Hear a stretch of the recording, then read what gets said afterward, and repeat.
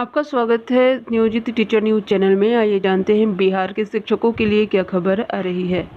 कर्मचारी भविष्य निधि संगठन के तहत आने वाले कर्मचारियों की मृत्यु पर उनके आश्रितों को मिलने वाले मैक्सिमम इंश्योरेंस की लिमिट बढ़ाकर 7 लाख कर दिया गया है। अब employees deposit linked insurance scheme 1976 के तहत मिलने वाला मैक्सिमम इंश्योरेंस बेनिफिट 7 लाख रुपए होगा, जो अभी तक 6 लाख रुपए था। यह फैसला श्रम मंत्री संतोष गंगवार की अध्यक्षता में बुधवार को हुई central board of trustee (EPF) की बैठक में लिया गया है। EDLI योजना अनिवार्य रूप से कर्मचारी भविष्य निधि योजना के सभी ग्राहकों को जीवन बीमा की दिशा में योगदान करने के लिए प्रदान की जाती है। EDLI प्राकृतिक कारणों, बीमारी या दुर्घटना के कारण मृत्यु की स्थिति में बीमा धारक के नामित लाभार्थी को एकमुश्त भुगतान का प्रावधान करता है। इस योजना का उद्देश्य कर्मचारी की मृत्यु के बाद परिवार के सदस्य को वित्तीय सुरक्षा प्रदान करना है। यह बेनिफिट कंपनी और केंद्र सरकार द्वारा कर्मचारियों को दिया जाता है। इसकी लिमिट 3.4 लाख रुपए तक थी, लेकिन सितंबर 2015 में EPFO ने इसे बढ़ाकर 6 लाख रुपए तक कर दिया है। यदि किसी कर्मचारी ने अपने कार्यकाल का 1 साल पूरा कर लिया हो और उसकी दुर्घटनावश मृत्यु हो जाती है तो उसे इस योजना का फायदा मिलेगा। इसमें एक मुश्त भुगतान होता है। EDLI में एम्प्लॉई को कोई रकम नहीं देनी होती है। कर्मचारी के बदले कंपनी प्रीमियम जमा करती है।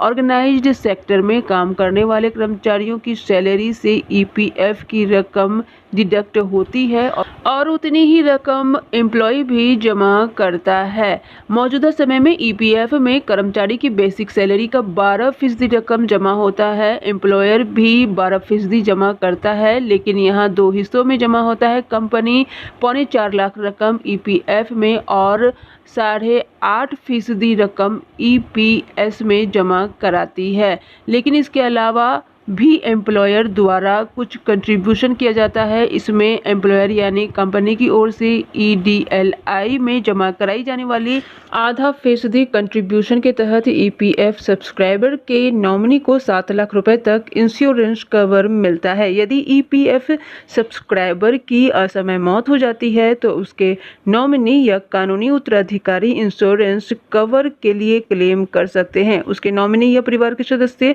उसके PF फॉर्म भरते समय उसके साथ फॉर्म ZIF भरकर उसके साथ उस व्यक्ति के डेथ सर्टिफिकेट को लगाकर EPFO ऑफिस में जमा कर बीमा राशि के लिए दावा कर सकते हैं। इसका भुगतान 30 दिनों के अंदर EPFO द्वारा बैंक खाते में जमा कर दिया जाता है। इसके लिए इंश्योरेंस कंपनी को डेथ सर्टिफिकेट, सक्सेशन सर्टिफिकेट और बैंक डिटेल्स देने की जरूरत होगी। अगर PF खाते का कोई नॉमिनी नहीं है तो फिर कानूनी उत्तराधिकारी यह अमाउंट क्लेम कर सकता है। इसके साथ ही ये भी खबर आ रही है कि स्कूलों को 21 सितंबर से दोबारा खुलने का आदेश जारी कर दिया गया है। इस दौरान 9वीं कक्षा से 12वीं कक्षा तक के क्लास खोले जाएंगे। क्लास को खोलने की इजाज़त दी गई है। मंत्रालय ने कहा है कि विद्यालय पढ़ाई शुरू करने के लिए अपने स्तर से स्वतंत्र रूप से स्कूल के प्रधानाध्यापक फैसला ले सकते हैं। सभी को खुद फैसला लेना है कि स्थिति कैसी है, स्कूल में पढ़ाई हो सकती है या नहीं हो सकती है।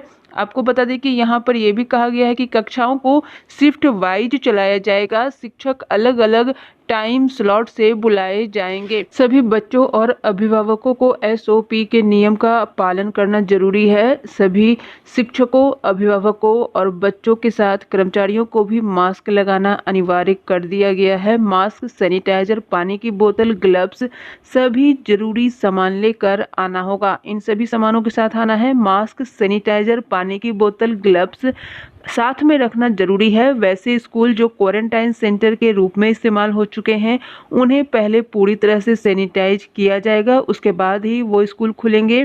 6 फीट की दूरी का पालन करते हुए मास्क लगाकर अध्ययन करना है। स्कूल में 50% शैक्षणिक और गैर शैक्षणिक कर्मियों को बुलाया जाएगा। एक बार में सभी शिक्षकों को नहीं बुलाना है। ऑनलाइन और डिस्टेंस लर्निंग जारी रहेगी। थर्मल स्क्रीनिंग और पल्स ऑक्सीमीटर की व्यवस्था होगी। कक्षा के बाहर भी शिक्षकों और छात्रों के बीच चर्चा हो सकेगी, लेकिन मॉर्निंग असेंबली नहीं होगी। सिर्फ और सिर्फ चर्चा होगी, जिसमें कि 6 फीट की दूरी का पालन किया जाएगा। आपको बता दें कि सभी छात्रों को अपने अभिभावकों से इजाज़त लेनी है कि वो विद्यालय आ सकते हैं या नहीं आ सकते हैं। एक प्रपत्र पर सभी बच्चे अपने अभिभावक से ये बात लिखवा करके विद्यालय में जमा करेंगे। उसके बाद ही छात्रों को स्कूल आने की अनुमति दी जाएगी। इसके साथ ही ये भी आदेश जारी किया गया है कि शिक्षा विभाग द्वारा शीघ्र ही प्रखंड के प्रारंभिक विद्यालयों में अध्ययनरत छात्रों को सत्र 2020 से 21 के लिए डीबीटी के माध्यम से किताब की राशि मुहैया कराई जाएगी। प्रखंड शिक्षा पदाधिकारी चंद्रशेखर प्रसाद ने बताया कि विभाग के इस कदम से प्रखंड के करीब 34,817 नामांकित छात्रों को लाभ मिलेगा। इसे लेकर छात्र की सूची विभाग को उपलब्ध करा दी गई है। उन्होंने बताया कि कोविड-19 को लेकर बीते मार्च माह से सरकारी विद्यालय की कक्षा में पठन पाठन कार्य बंद है। छात्रों के हित को लेकर विभाग द्वारा मेरा दूरदर्शन मेरा विद्यालय कार्यक्रम के तहत ऑनलाइन शिक्षा उपलब्ध कराया जा रहा है। छात्रों को गुणवत्तापूर्ण शिक्षा उपलब्ध कराने और समय से सत्र की समाप्ति में पुस्तक का अहम योगदान है। इसे लेकर पूर्व से ही कक्षा 1 से 4 तक के छात्रों को प्रति छात्र 250 रुपए एवं कक्षा 5 से 8 तक के प्रति छात्र को 400 रुपए की राशि किताब खरीदने के नाम पर मुहैया कराया जा रहा है। शिक्षा विभाग की तरफ से ये आदेश आया है कि सभी छात्रों को डीबीटी के माध्यम से पुस्तक की राशि मिलेगी। जिन जिन विद्यालयों में ये राशि बकाया है, जल्द से जल्द वो अपने संबंधित प्रखंड कार्यालय में जमा कर दे। पुस्तकों की राशि छात्रों के खाते में दी जा रही है। 1 से कक्षा 8 तक के छात्रों को ये राशि दी जाएगी। जिन भी विद्यालयों का ये राशि बकाया है, सभी शिक्षक या प्रधानाध्यापक जल्द से जल्द अपने संबंधित प्रखंड कार्यालय में इस राशि से संबंधित कागजात जमा करा दे। जिस भी विद्यालय का बाकी है, अगर नहीं जमा कराते हैं तो उस विद्यालय के प्रधानाध्यापक पर और संबंधित शिक्षक पर कार्रवाई की जाएगी। शिक्षा विभाग ने ये भी कहा है कि जल्द से जल्द ये काम करवाना सुनिश्चित किया जाए। आज की खबरों में बस इतना है। शिक्षक संबंधी सभी प्रकार की खबरों के लिए चैनल को सब्सक्राइब करें। अगर आपको ये वीडियो पसंद आया है तो वीडियो को लाइक एवं शेयर करें। वीडियो देखने के लिए बहुत बहुत धन्यवाद।